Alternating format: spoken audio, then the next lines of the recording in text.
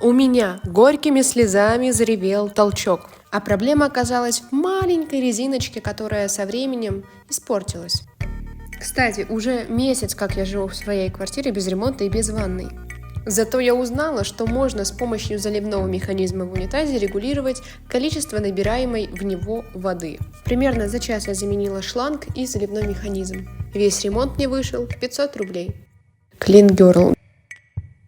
Пока в туалете канализация не герметична, но справилась как смогла, заклеила малярным скотчем дырки. Праздную победу над Белым троном.